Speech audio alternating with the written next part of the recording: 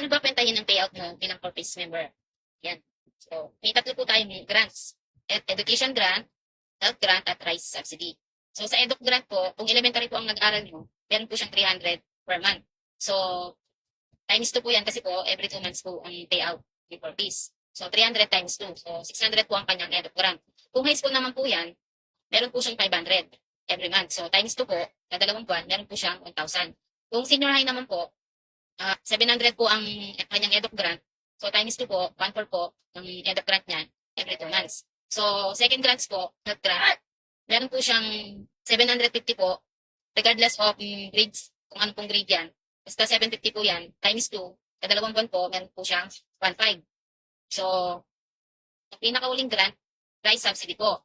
So, meron po yang 600. 600 times dalawang buwan po is 1,200. So, kung meron kang isang elementary, kasahod ka sa EDUC grant, 600, sa health grant, 750, tapos sa rice subsidy, 600. So, kwentain nyo na po kung ilan po yung, ano nyo po, yung nag-aaral nyo, tama po ang napipayout nyo, every payout, kung hindi po siya kulang. Kung minsan po, kung nagkukulang po yan, siguro po, hindi po kayo nakakamit sa condition po ng corpus. Minsan po, hindi nag-aatin ng FTS, o kaya yung mga requirements po na hinihingi nila, hindi po kayo nakakapag-comply. Yan. Much better po kung magtanong po kayo sa municipal link nyo, meron po kayo mga concern sa inyong mga payout. Para mas maliwanag po ang isasagot po sa inyo.